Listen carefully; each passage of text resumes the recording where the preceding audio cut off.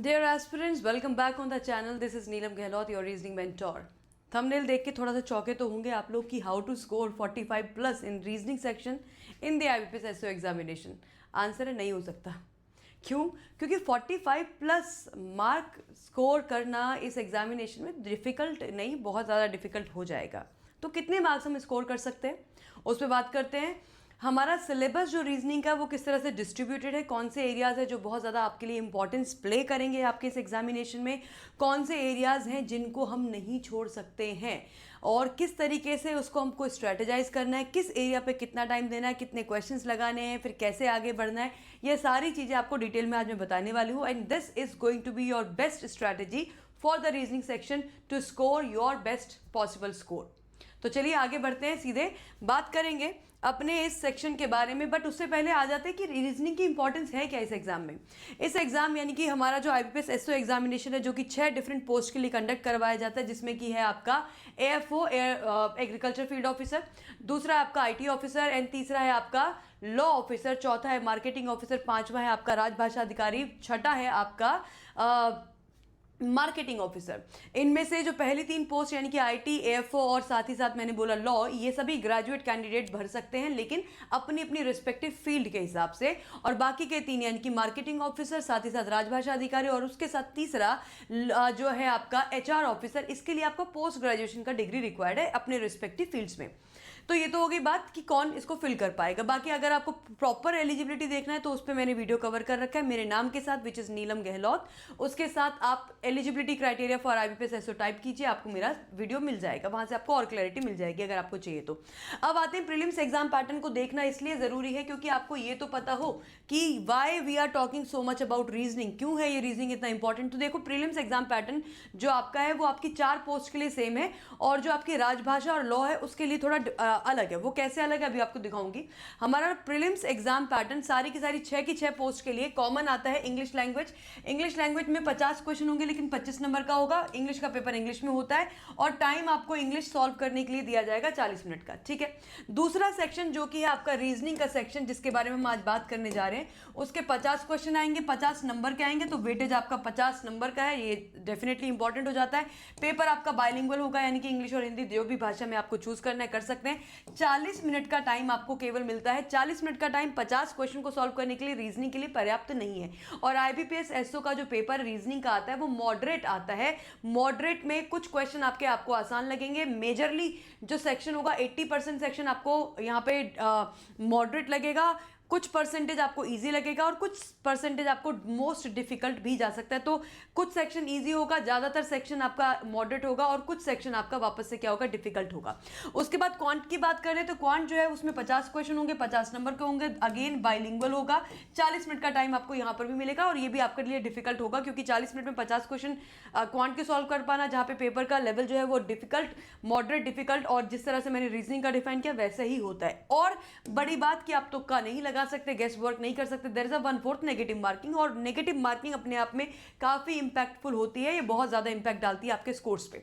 तो ये तो हो गया हमारे AFO, IT, मार्केटिंग और HR के लिए. अब जो आपका दूसरा है यानी कि जो आपके लॉ और राजभाषा अधिकारी, उसमें सब कुछ सेम रहता है. इंग्लिश सेम होगी, रीजनिंग सेम होगी, लेकिन आपका क्वांट की जगह यहाँ पे क्वांट नहीं होता है. यहाँ पे होता है आपका क्या, जैसे बाकी में इन चारों में आपका क्वांटिटेटिव एप्टीट्यूड था, यहाँ पे क्वांट की जगह आ जाता है आपका general awareness with special reference to the banking industry. यहाँ पे 50 क्वेश्चन 50 नंबर के, बाइलिंगुअल होगा, 40 मिनट का टाइम मिलेगा, नेगेटिव मार्किंग आपकी यहाँ पर भी रहती है. तो अब मजे की बात यह है कि आपका जो रीजनिंग का सेक्शन है वो दोनों में है ना. रीजनिंग आपकी कहीं नहीं हिल रही है. रीजनिंग आपके AFO वाले बच्चों की भी आ रही है, IT वालों की भी आ रही है, लॉ की भी आ रही है, राजभाषा की, मार्केटिंग की, HR की, सबके लिए रीजनिंग समान आ रही है. तो रीजनिंग आपके लिए डेफिनेटली बहुत इंपॉर्टेंट हो जाता है, जो भी किसी भी स्ट्रीम के अगर आप एस्पिरेंट है तो. अब बात कर लेते हैं हम, पूरा का पूरा ये सेशन आपका आज जो है वो अलाइंड है आपके किसके लिए, रीजनिंग के लिए. तो रीजनिंग में दूसरी बड़ी बात है आपका क्या, दूसरी बड़ी बात है कि आपका इस एग्जाम के अंदर जो सिलेबस है रीजनिंग का, वो सिलेबस को जरा एक बार देख लिया जाए कि क्या है इसका बाइफर्केशन। ये है आपका रीजनिंग का सिलेबस। इस रीजनिंग के सिलेबस के अंदर आपको दिखाई दे रहे हैं ये कुछ टॉपिक, और इन टॉपिक्स में से कुछ टॉपिक बेहद इंपॉर्टेंट है। मैं तो बोलूंगी कि सारे के ही सारे टॉपिक जो हैं वो बहुत इंपॉर्टेंट है। इट इज जस्ट कुछ टॉपिक्स में आपको कम मेहनत करनी पड़ेगी, कुछ टॉपिक में आपको थोड़ी सी ज़्यादा थोड़ी सी नहीं, थोड़ी ज़्यादा मेहनत आपको करनी पड़ेगी, so that you can be so confident कि कैसा भी पेपर आए आप उसको क्या कर लेंगे, पार लगा लेंगे। तो अल्फाबेट टेस्ट है, अल्फा न्यूमेरिक सीरीज है, कोडिंग है, इनइक्वालिटीज है, डायरेक्शन है, ब्लड रिलेशन है, स्लॉग्स है, चीटिंग है, पजल्स है, मशीन इनपुट आउटपुट है, डेटा सफिशिएंसी, क्रिटिकल रीजनिंग। ये हो गया आपके सारे के सारे टॉपिक। अब इन टॉपिक को हमने बाइफर्केट किया है, इनको हमने कैटेगराइज किया है कि किस तरीके से आपको इसमें आगे बढ़ना है। अगर आप एक बिगिनर हो, नहीं पता भी मुझे रीजनिंग कैसे करनी है, क्या करनी है, क्या नहीं करना, तो ये आपको एक बहुत अच्छी क्लैरिटी देने वाला, तो लास्ट तक बने रहना। अब रीजनिंग के सारे टॉपिक्स में मैंने पहले रखे वो टॉपिक जहां से आपको शुरुआत करनी है, क्योंकि पढ़ने में आपको मजा भी आना चाहिए, आपको इंटरेस्ट बिल्डअप होना चाहिए। तो ये वो पहले टॉपिक्स हैं जिसमें कि अल्फाबेट टेस्ट है, अल्फा न्यूमेरिक सीरीज है, कोडिंग है, इनइक्वालिटी है, डायरेक्शन है, ब्लड रिलेशन है, और इनको आपको इसी क्रम में पढ़ना है, इसी सीक्वेंस में पढ़ना है। पहले अल्फाबेट टेस्ट, फिर अल्फा न्यूमेरिक, और ये जो फिर कोडिंग हो गया, इनइक्वालिटी हो गया, डायरेक्शन हो गया। हाँ, आप इसमें ऐसा भी कर सकते हो, एक और क्रम इसमें आप एस्टेब्लिश कर सकते हो कि सबसे पहले आप कोडिंग कर लो। कोडिंग इसलिए कर लो क्योंकि कोडिंग के जो कॉन्सेप्ट्स होंगे ना, वो आपके अल्फाबेट टेस्ट में भी लगेंगे, वो आपके अल्फा न्यूमेरिक सीरीज में भी लगेंगे।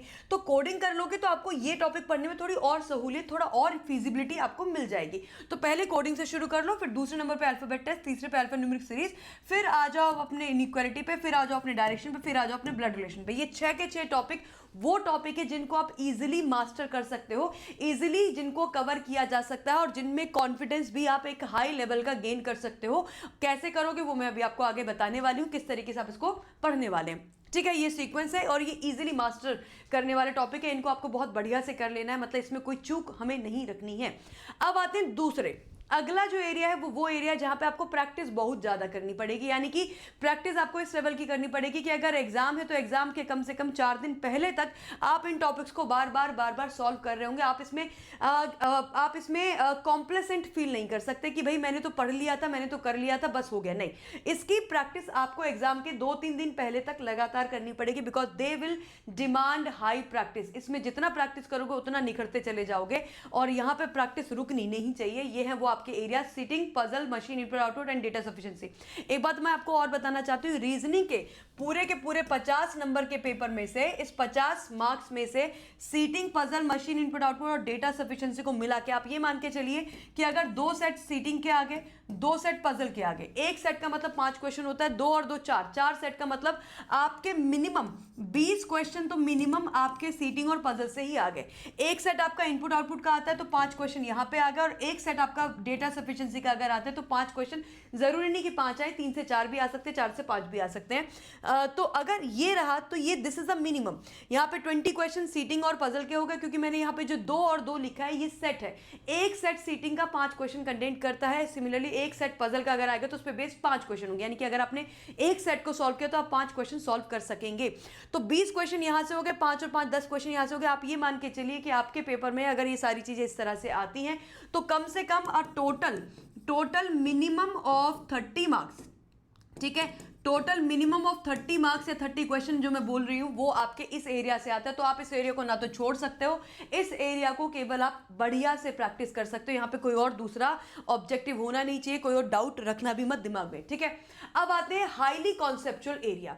हाईली कॉन्सेप्चुअल में यहां पे मैं 2 टॉपिक को रखूंगी, पहला है स्लॉग्स और दूसरा है आपका क्रिटिकल रीजनिंग। हालांकि क्रिटिकल रीजनिंग को मैंने यहां पे लिखा नहीं है, क्योंकि क्रिटिकल रीजनिंग एक ऐसा टॉपिक है जहां पे गलतियां बहुत ज्यादा कर देते हैं हम, सही बहुत कम कर पाते हैं। लेकिन अगर आपके पास एक अच्छा मेंटोर है, एक अच्छी गाइडेंस है जो आपको सिखा सकता है कि क्रिटिकल रीजनिंग को कैसे अप्रोच करना है, तो मैं बोलूंगी यस, ये भी आपका एक फोटे होना चाहिए, क्योंकि इसके करीब आप मान के चलिए कि 5 क्वेश्चन आपको क्रिटिकल रीजनिंग के दिखाई देते हैं इस एसओ के एग्जामिनेशन में।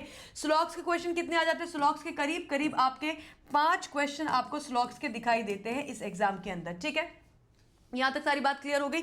हालांकि ये मैं मैक्सिमम बता रही हूँ, ये कम भी हो सकते हैं, बट मैक्सिमम होगा तो इतना। स्लॉग्स के ऐसा नहीं कि 10-12 क्वेश्चन आ गए, या क्रिटिकल रीजनिंग का ऐसा नहीं कि 8-10 क्वेश्चन आ गए, ये मैक्सिमम है, इससे कम भी हो सकता है, ठीक है। नाउ अब आपको क्या करना है, हाई, जब मैं बोल रही हूँ कि हाईली कॉन्सेप्चुअल एरिया, यानी कि यहाँ पे you need a best guidance, कि जो आपको सही गलत बता सके, जो आपको राइट तरीका बता सके इन क्वेश्चन को अप्रोच करने का, जो आपके फंडामेंटल्स को बहुत अच्छे से क्लियर कर सके। नाउ अगर आपको स्लॉग्स के फंडामेंटल को क्लियर करना है तो मेरी एक 7 PM पे, मेरी एक 7 PM नहीं, आजकल 5 PM पे चल रही है वो क्लास, मैंने एक 5 PM की एक सीरीज बनाई है। उस सीरीज में मैंने कंप्लीटली फ्री इस पूरे के पूरे स्लॉग्स को पढ़ाया है। आप क्या करिए, मेरे नाम के साथ स्लॉग्स को टाइप कीजिए, आपको वो 1 शॉट वाले वीडियो मिल जाएंगे जहां पे पूरा स्लॉग्स बेसिक से लेके हाई लेवल स्लॉग्स, सारे तरीके के स्लॉग्स सब कवर किया है। इसको आप मेरे नाम के साथ टाइप कीजिएगा, आपको वो सीरीज मिल जाएगी। ये 5 बजे ये सेशन होता है, और ये सेशन होता है आपका कब, ये सेशन आपके यूट्यूब पे होता है एवरी ट्यूसडे, हर ट्यूसडे को होता है और हर फ्राइडे को होता है। और इसी ट्यूसडे और फ्राइडे वाली सीरीज में, जो कि कंप्लीटली फ्री है अपने इसी यूट्यूब चैनल पर, मैंने इसमें स्लॉग्स सबसे पहला टॉपिक कवर किया। आप जाके उससे अच्छे से अपना स्लॉग्स बिल्कुल फ्री कवर कर सकते हो।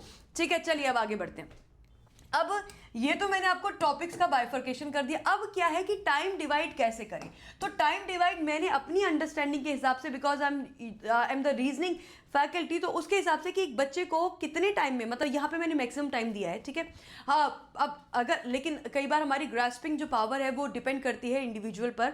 तो अगर आपको लग रहा है कि मैम 5 आवर्स में नहीं, मेरा तो 7-8 घंटे में होगा, तो वो आप अपने अकॉर्डिंग उसको डिवाइड कर सकते हैं। और सिमिलरली इसी तरीके का प्लान आप अपने बाकी सब्जेक्ट्स के लिए भी बना सकते हैं, अपने लिए, जैसे इंग्लिश के लिए या क्वांट के लिए। और अगर आपको चाहिए कि मैं आपको बना के दूं तो मुझे कमेंट सेक्शन में बताइएगा कि मैम हमें क्वांट और इंग्लिश के लिए भी ऐसा प्लान बता दीजिए जिसमें हम टाइम डिवाइड देख सकें और उसके अकॉर्डिंग हम आगे बढ़ सके। तो let me know in the comment section, I will make that video for you. तो अब आते हैं अपने सब्जेक्ट पे, alphabet test, alphanumeric series, coding, decoding, inequality, direction, blood relation, इन सब के फंडामेंटल्स के साथ साथ इन सब के अराउंड 30 क्वेश्चन ईच। अब रीजनिंग थ्योरी तो है नहीं, रीजनिंग हिस्ट्री तो है नहीं कि आपने एक बार पढ़ा, फिर दोबारा पढ़ा, फिर तीसरा पढ़ा और आपने इसको रिवीजन करते चले गए। Reasoning is not theory, reasoning is practice. तो जब तक प्रैक्टिस नहीं करोगे तो फंडामेंटल का कोई यूसेज है नहीं। तो जब मैं बोल रही हूँ कि आपको इन सभी टॉपिक्स को 5 घंटे हर टॉपिक को देने हैं, यानी कि आपको अल्फाबेट टेस्ट पे 5 घंटे लगाने हैं। अब जब आप 5 घंटे लगा रहे हैं एक टॉपिक पे, तो आप यहाँ पे 2 चीजें कर रहे हैं। एक तो आप इसके फंडामेंटल्स को, यानी कि आप इसके कॉन्सेप्ट्स को समझ रहे हैं। ऑब्वियसली बात है, बिना कॉन्सेप्ट्स के तो बात नहीं बनेगी। लेकिन कॉन्सेप्ट्स, क्योंकि ये सब्जेक्ट थ्योरी नहीं है, ये प्रैक्टिस है, कॉन्सेप्ट का यूजेज ही तब होगा या कॉन्सेप्ट की बेटर अंडरस्टैंडिंग ही तब होगी जब आप हर टॉपिक पे एटलीस्ट 30 क्वेश्चन आप लगा रहे हैं। तो जब मैंने बोला कि आपको हर टॉपिक पे अल्फाबेट टेस्ट पे आपको 5 घंटे देना, तो उस 5 घंटे में आपको अल्फाबेट टेस्ट के कॉन्सेप्ट के साथ साथ कम से कम 30 क्वेश्चन, जिसमें आप सारी वैरायटी, सारे टाइप्स ऑफ अल्फाबेट टेस्ट के क्वेश्चन को कवर कर रहे हैं। इसका मुद्दा ये है। सिमिलरली कोडिंग, डिकोडिंग पे अगर आप 5 घंटे का समय लगा रहे हैं, तो इसका मतलब है आपने फंडामेंटल्स को पढ़ा है। और फंडामेंटल पढ़ने का एक्चुअली मतलब है कि आप क्वेश्चन के थ्रू प्रैक्टिस कर रहे हैं, बिकॉज अगेन रीजनिंग में प्रैक्टिस ही सबसे बड़ी बात है और वही हमें करना होता है। फिर आते हैं हमारे अगले 4 टॉपिक पे जो बहुत मेजर इंपॉर्टेंस आपकी रखते हैं, seating, puzzle, data sufficiency, input output. इन हर टॉपिक पे, यानी कि इस टॉपिक की अंडरस्टैंडिंग के लिए, फॉर एग्जांपल मुझे अगर सीटिंग अरेंजमेंट को समझना है, इसके वेरिएशंस को समझना है, इसके टाइप को, क्योंकि बड़े सारे टाइप के सीटिंग अरेंजमेंट होते हैं। इसमें सर्कुलर सीटिंग अरेंजमेंट होते हैं, स्क्वायर होते हैं, ट्राइंगल होते हैं, रेक्टेंगुलर होते हैं, है ना, पेंटागन होता है, हेक्सागन होता है। फिर कॉन्सेंट्रिक सर्कल वाले, एक सर्कल के अंदर दूसरा सर्कल, ये वाले क्वेश्चन आ जाते हैं। एक ट्राइंगल के अंदर दूसरा ट्राइंगल, ये वाले क्वेश्चन आ जाते हैं। फिर आपकी लीनियर सीटिंग, जिसमें single row, double row, triple row, ये सब आ जाता है। तो ये सारी चीजों की अंडरस्टैंडिंग केवल के लिए आपको इस सभी टॉपिक में 8 आवर्स देने पड़ेंगे। और ये, जैसा कि मैं आपको पहले बता चुकी हूँ कि ये टॉपिक आपके कंप्लीटली प्रैक्टिस वाले हैं, मतलब प्रैक्टिस से ही आपका इन टॉपिक्स में बेड़ा पार हो सकेगा। तो प्रैक्टिस करने के लिए, यानी कि हर टॉपिक की एक बेटर अंडरस्टैंडिंग के लिए आपको कम से कम 8 घंटे का समय हर टॉपिक पे देना पड़ेगा। सीटिंग पे भी, पजल्स पे भी।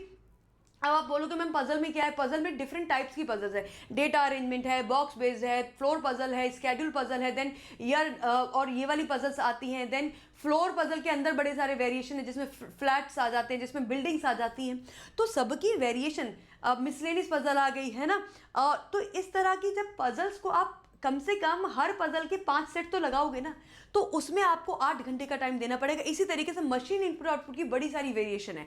मशीन इनपुट आउटपुट कहने के लिए एक सिंगल टॉपिक है, लेकिन इसके अंदर इतने सारे लॉजिक्स हैं, इतने सारे पैटर्न्स हैं। बॉक्स वाले इनपुट आउटपुट आ जाते हैं, नंबर वाले इनपुट आउटपुट आ जाते हैं, अल्फा न्यूमेरिक वाले इनपुट आउटपुट आ जाते हैं, वर्ड बेस्ड इनपुट आउटपुट आ जाते हैं। तो इन सबकी समझ के लिए, अंडरस्टैंडिंग के लिए आपको एक बार इसके सभी टाइप्स को गो थ्रू करना पड़ेगा। तो व्हेन आई से 8 आवर्स ईच, तो इस 8 आवर्स का मतलब है आप हर टॉपिक के सभी सभी टाइप्स को कवर कर रहे हैं।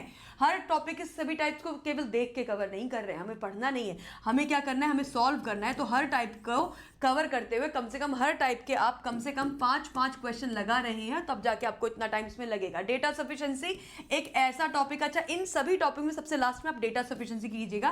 पहले ये सारे टॉपिक कर लेना, फिर ये वाले सारे टॉपिक कर लेना, तभी आप डेटा सफिशिएंसी पे आओगे। हालांकि मैं बल्कि आपको ये कहना चाहूंगी कि स्लॉक्स भी कर लेना उसके बाद डेटा सफिशिएंसी करने का, क्योंकि डेटा सफिशिएंसी में स्लॉक्स के क्वेश्चन भी आपके आ जाते हैं, बन जाया करते हैं। ठीक है, तो ये हो गया आपको 8 आवर्स का टाइम, तो कम से कम ये मिनिमम टाइम है जो देना है। अब कई बार होगा कि किसी को कम टाइम में समझ में आ गया, किसी को ज़्यादा में समझ में आ गया, तो वो आप अपनी स्ट्रैटेजी यहाँ पे देख लेना। हो सकता है मैं बोल रही हूँ 8 आवर्स अपने हिसाब से, लेकिन आपको लग रहा है 16 घंटे, ये हो सकता है।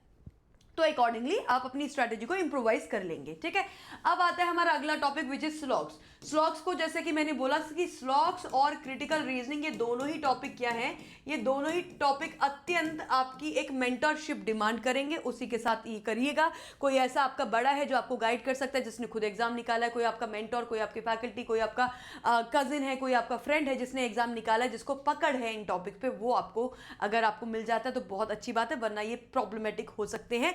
इन दोनों ही टॉपिक में एक अच्छी अंडरस्टैंडिंग बैठाने के लिए स्लॉक्स को अगर आप 10 घंटे दोगे तो 10 घंटे में आप इसके बेसिक्स, इसके सारे जो वेरिएशन है, ओनली वाला केस, ओनली अ फ्यू वाला केस, फिर स्लॉक्स के साथ इनइक्वालिटी मिक्स होकर आ जाती हैं, देन कोडेड स्लॉक्स हैं, रिवर्स स्लॉक्स हैं, ये सारी चीजें, फिर इन द ब्लैंक स्लॉक्स हैं, कॉलम बेस्ड स्लॉक्स हैं, ये सारे स्लॉक्स मैंने कवर करवाए हैं अपने फ्री वाईटी सेशन में, वहां पे जाके भी आप कवर कर सकते हो। तो ये सारी चीजें करने में कम से कम 10 घंटे का समय, और मैं यहाँ पे जब ये टाइम डिवाइड करूँ तो मैं आपको एक एवरेज स्टूडेंट मान के चल रही हूँ। अगर आप एवरेज से नीचे हो तो ये टाइम बढ़ेगा, एवरेज से आप ऊपर हो तो ये टाइम घटेगा, अकॉर्डिंगली आप देख लेना।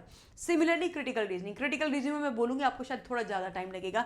क्रिटिकल रीजनिंग के लिए मैं बोलूंगी कम से कम 15 आवर्स का टाइम आपको मिनिमम देना पड़ेगा हर तरीके की अंडरस्टैंडिंग बैठाने के लिए। तो ये तो हो गया आपका आवरली टाइम डिवीजन। ठीक है, इसका चाहे तो आप स्क्रीनशॉट ले लीजिए। आगे बढ़ते हैं, अब आगे बढ़ते हैं। अब हमने टाइम डिवीजन कर लिया, यानी कि हमने फंडामेंटल के साथ साथ 30-30 क्वेश्चन हर टॉपिक के लगा लिए। हमने सीटिंग अरेंजमेंट पजल्स के जो है सारे टाइप्स देख लिए, हमने यहाँ पे अच्छे से अपना कॉन्सेप्ट क्लैरिटी ले लिया। उस कॉन्सेप्ट क्लैरिटी के साथ साथ, कॉन्सेप्ट क्लैरिटी का मतलब है कि क्वेश्चन प्रैक्टिस किए हैं तो क्वेश्चन प्रैक्टिस कर लिए, सारी चीज़ें आपने कर ली। ये हुआ आपका फेज 1, ये हुआ फेज 1। अब आएगा आपका फेज 2। फेज 2 में क्या होगा कि जो चीज़ें हमने पढ़ ली हैं, अब उसके आगे हम प्रोग्रेस कैसे करेंगे। पहले तो ये वाली स्लाइड कवर करनी है, पहले तो हमको ये ऐसे कवर करना है।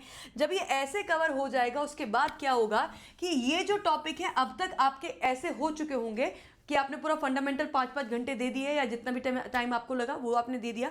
हर टॉपिक के आपने सारे टाइप्स कवर कर लिए, उसके 30-30 क्वेश्चंस कम से कम, ये मिनिमम है, ज़्यादा लगाएंगे तो बहुत बढ़िया है। कम से कम इतने टॉपिक्स आपने इतने टेस्ट क्वेश्चंस आपने लगा लिए हर टॉपिक। अब आपके पास जो अगला पड़ाव है, क्या मुझे अब इसमें वापस से फंडामेंटल्स में जाना है, वापस से इसकी अलग से क्वेश्चन प्रैक्टिस करनी? नहीं। अब आपको क्या करना है, इन सभी टॉपिक का एक एक टॉपिक उठाओ, पहले टॉपिक टेस्ट लगाओ, सारे टॉपिक के टॉपिक टेस्ट निपटाइए।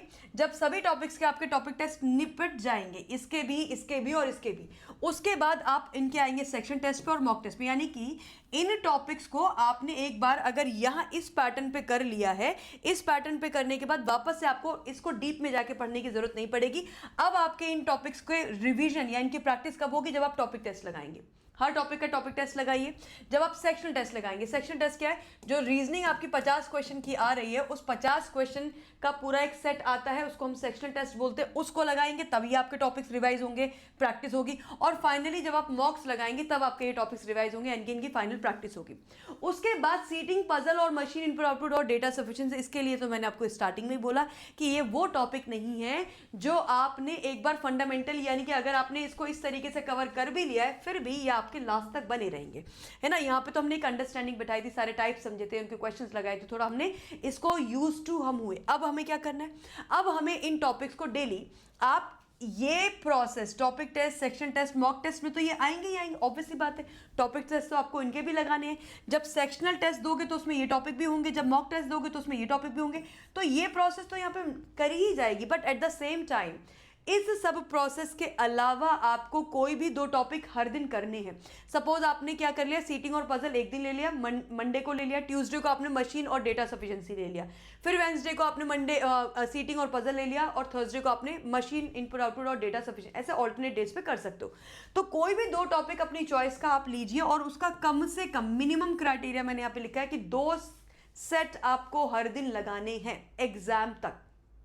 ठीक है। हाँ, एक लेवल आपका ऐसा आ जाए कि बस अब मुझे कुछ नया क्वेश्चन मिल ही नहीं रहा है, मैंने सारे क्वेश्चन कर डाली, तब आप रुक सकते हैं। तब आप इसको ऑल्टरनेट डेज पे ना करके हफ्ते में 3 दिन कर लीजिए, 4 दिन कर लीजिए, जैसा आपका टाइम रहता है आपके पास, ठीक है। बट हाँ, ये आपके एग्जाम के लास्ट तक चलेगी, इसकी प्रिपरेशन, इसको रोका नहीं जा सकता। टॉपिक टेस्ट आपको इसके भी टॉपिक टेस्ट लगाने, इसका भी लगाना, इसका भी लगाना, इसका भी लगाना है। अब आप बोल रहे हो कि मैम आप कह रहे हो कि अलग से आपको सेट भी लगाने हैं, अलग से अभी आपको प्रैक्टिस करनी, फिर टॉपिक टेस्ट भी लगाना है। टॉपिक टेस्ट को जब मैं कह रही हूँ तो यहाँ पे आपके पास टाइमर चल रहा है, सारा गेम तो टाइम का है ना भाई, सारा गेम जो है वो टाइमर का है। तो जब टाइमर में जब टॉपिक टेस्ट लगाओगे तो ऊपर टाइमर घड़ी चल रही होगी ना, टिक टिक टिक टिक, वो आपकी हार्ट बीट बढ़ाएगी, वो आपको पैनिक क्रिएट करेगी, वो आपसे गलतियां करवाएगी। उन गलतियों को कर करके आपको सुधरते जाना है, इसलिए टॉपिक टेस्ट, इसलिए वो टाइमर। तो जब घर में बैठ के किसी भी 2 सेट को लगा रहे हो ना, तो अपनी वॉच में स्टॉप वॉच का इस्तेमाल करो और टाइम लगाओ, तभी करो।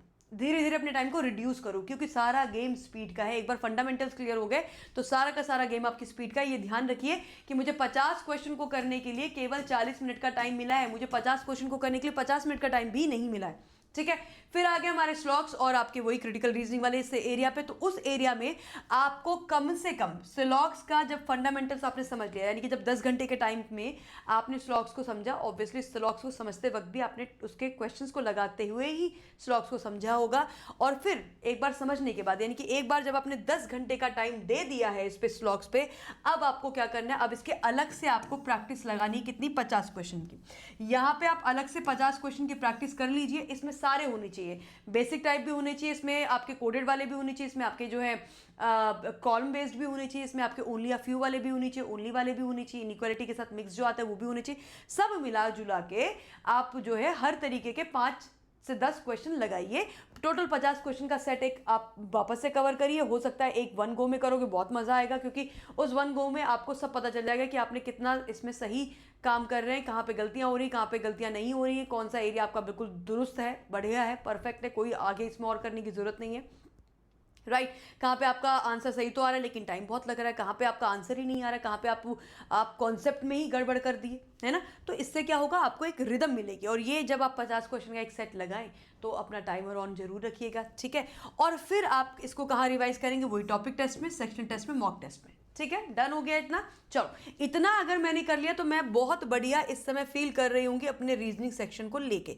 अब कुछ की पॉइंट्स हैं, है ना, कुछ की पॉइंट्स है। की पॉइंट्स ये है कि आपका ये जो रीजनिंग का सेक्शन है ना, आपका ये जो रीजनिंग का सेक्शन है ये बहुत इंपॉर्टेंट है। कैसे इंपॉर्टेंट है, पहली बात तो इसका वेटेज बहुत ज़्यादा है, पूरे के पूरे 50 मार्क्स की रीजनिंग आ रही है, ये 40 मिनट में मुझे करना है, ठीक है। तो अब इसमें मुझे 50 में से मुझे सेक्शनल कट ऑफ निकालनी। अब आप पूछोगे कि मैम सारी स्ट्रीम्स की, एएफओ है, आईटी वाले हैं, मार्केटिंग वाले, एचआर वाले, राजभाषा वाले, क्योंकि सबके एग्जाम में ही आ रही है रीजनिंग, तो आपकी जो सेक्शनल कट ऑफ है, यानी कि मुझे अगर रीजनिंग में केवल पास होना बस है, तो मुझे सेक्शनल कट ऑफ कितनी है, तो सेक्शनल कट ऑफ आप अपनी मान के चलिए कि ये सेक्शनल कट ऑफ आपकी वेरी करेगी 6 मार्क्स से लेकर 15 मार्क्स तक। हालांकि पिछले साल की मैं बात करूं 2025 की, तो 10.25 was the highest sectional cut off, ठीक है। लेकिन क्योंकि हर साल कंपटीशन बढ़ता है, 2024 से 2025 में आपने बहुत ज़्यादा रिजल्ट्स को यहाँ वहाँ होता देखा, कट ऑफ को बहुत ज़्यादा चेंज होता देखा, तो फिर भी मैं बोलूँगी कि 6 से आप 15 मार्क्स तक लेके चलिए। आपका टारगेट क्या होगा, आपका टारगेट कम से कम 15 नंबर लेकर आना होगा। लेकिन 15 नंबर का टारगेट लेके चलोगे तो कौन सा पेपर क्लियर हो पाएगा, नहीं हो पाएगा ना, सिंपल सी बात है। क्योंकि रीजनिंग में अगर आप 50 में से 15 नंबर ला रहे तो बहुत ही हम पीछे रह गए, क्योंकि मुझे ओवरऑल कट ऑफ भी क्लियर करनी है। तो 15 नंबर तो कम से कम लाने हैं, ये तो आपको करना ही करना है। और ये तो आपका किस सेक्शन से हो जाएगा, 15 नंबर तो आप अपने इस वाले सेक्शन को मिला के भी लेके आ पाओगे, ठीक है। चलो आगे बढ़ते हैं। तो अब आगे बढ़े तो 15 मार्क्स मेरे यहाँ पे आ गए, ठीक है। लेकिन ओवरऑल कट ऑफ में भी इसका बहुत बड़ा कंट्रीब्यूशन है। अब ओवरऑल कट ऑफ में 50 में से हम कितना टारगेट कर ले, देखो डेफिनेट सी बात है ये पर्सन टू पर्सन वेरी करेगा, लेकिन अगर मैं एज अ मेंटोर आपसे बात कर रही हूँ 40 मिनट के हिसाब से क्या एक वो बेस्ट स्कोर है रीजनिंग का जो आप अचीव कर सकते हैं, given the paper is moderate to difficult. तो ऐसे में मैं बोलूँगी कि उस 40 मिनट के टाइम में अगर आप अपना स्कोर 30 अराउंड रख पाते हैं, किसी किसी बच्चे के स्कोर्स जो हैं वो 32 भी आते हैं। अब ये ना वेरी करेगा कि पेपर कैसा है। अगर आपका पेपर थोड़ा सा एवरेज आता है, मैं इजी तो बोलूँगी ही नहीं, एसओ का पेपर इज़ नॉट इजी। अगर हमारा पेपर एवरेज आता है तो एवरेज में आपका जो स्कोर है वो 35 तक, या मैं बोलूँगी 32 से 35 तक जाने के चांसेस हैं। ये हो सकता है, बट ये ना मुझे लगता नहीं है कि इतना पॉसिबल है। मैं सीरियसली बताऊं, क्योंकि पजल्स जब आपकी आती हैं, सीटिंग जब आपके आ जाते हैं ना, तो वो टाइम को रिड्यूस कर देते हैं। तो on a very realistic grounds अगर मैं बोलूं, तो मैं बोलूँगी अगर आप एवरेज पेपर देख पाते हो, यानी कि पेपर बहुत डिफिकल्ट नहीं है, मॉडरेट और इजी से मॉडरेट के बीच में कहीं ना कहीं जंप कर रहा है, तो आई विल से कि अराउंड 30 आप बड़े प्यार से निकाल लोगे। 30 मार्क्स आप बड़े प्यार से निकाल लोगे। और वहीं पे अगर ये पेपर आ जाता है डिफ़िकल्ट, जैसा कि पिछले साल बच्चों को लगा था 2025 में, तब वहाँ पे फिर आपका जो स्कोर है वो 22 से 25 की रेंज में स्विंग कर सकता है ये। लेकिन अगर आपने बढ़िया से जितना मैंने बताया वैसा कर लिया है, तो 22 से 25 नंबर निकालना आपके लिए कोई बड़ी बात नहीं होगी, given the paper is difficult. ठीक है, सेक्शनल टाइमिंग है भाई, हमें 40 मिनट में ही तो पेपर करना है पूरा 50 मार्क्स का, तो ये बहुत बड़ा एक मेजर प्रॉब्लम क्रिएट करता है। और इसीलिए हम बोलते हैं कि एक्यूरेसी के साथ साथ स्पीड का होना बहुत ज़रूरी है। अब अगर आप में से कुछ बोले कि मैम स्पीड में ही चले, ऐसे क्या फ़ायदा, स्पीड में चलो और एक्सीडेंट कर दो, उसका कोई फ़ायदा है नहीं।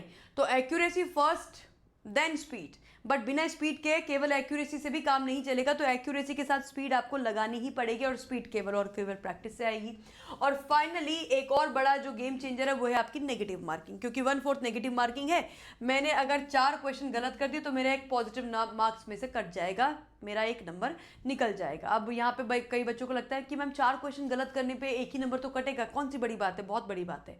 क्योंकि जो आपने 4 क्वेश्चन गलत करे हैं उसमें आपने अपने इस 40 मिनट के टाइम में से कुछ टाइम दिया होगा ना, कि तुक्का मारोगे, टाइम दिया होगा।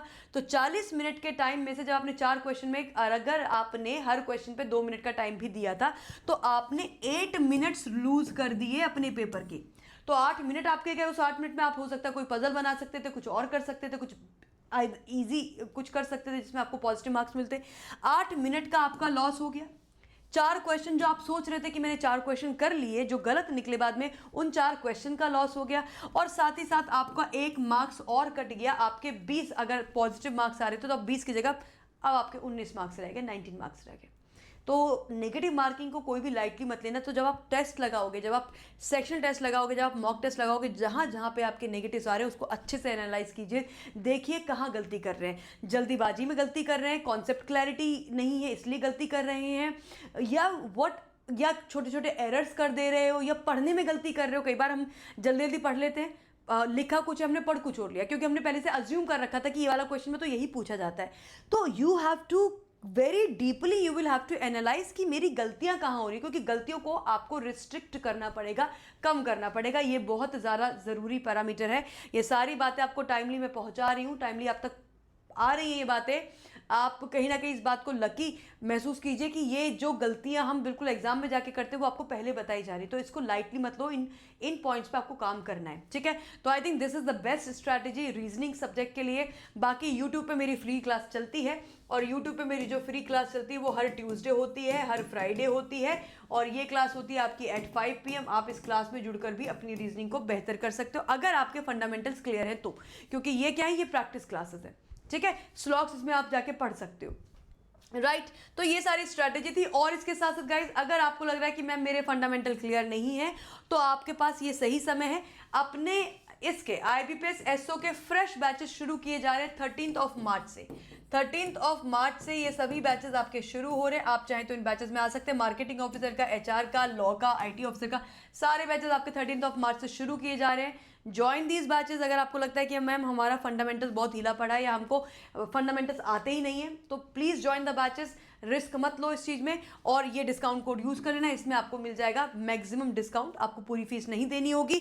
और अगर आपको लग रहा है कि नहीं मैम मैं केवल SO टारगेट नहीं कर रहा हूँ, मैं बहुत सारे और भी एग्जाम टारगेट कर रहा हूँ, मैं IBPS के और भी एग्जाम, PO भी टारगेट कर रहा हूँ, SBI का PO टारगेट कर रहा हूँ, RBI ग्रेड भी कर रहा हूँ, मैं NABARD भी कर रहा हूँ, मैं सारे एग्जाम कर रहा हूँ, मेरा एम, मेरा विजन है फाइनेंशियली इंडिपेंडेंट हो जाना, अपनी एक सरकारी नौकरी ले लेना इस साल 2026 में। तो मैं बोलूँगी फंडामेंटल्स अगर क्लियर, देखो बहुत सारे बच्चे ऐसे होंगे जो रिपीटर्स होंगे, तो रिपीटर्स को मैं बिल्कुल नहीं कहूँगी कि आप बैच में आओ। मैं बोलूँगी आप टेस्ट सीरीज लो, टेस्ट सीरीज लगाइए, सिंपल।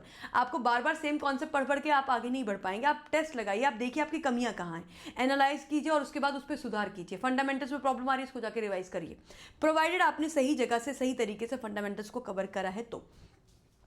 और अगर आपको लगता है कि नहीं मैम मेरे फंडामेंटल्स में भी अभी दिक्कत है, तो मैं बोलूँगी ये आप जो इस समय होली की सेल आपकी चल रही है जो कि 4 मार्च को ख़त्म हो जाएगी, तो आप अपने बैंक महापैक प्लस में जुड़ सकते हैं, जिसमें इस समय आपको 79% का कंप्लीट फ्लैट डिस्काउंट मिल रहा है। ये डिस्काउंट आपका हो जाएगा कितना, 81% का, अगर आप इसमें क्या लगा दोगे, कॉइन्स लगा दोगे। बता दूंगी मैं कैसे लगाना है।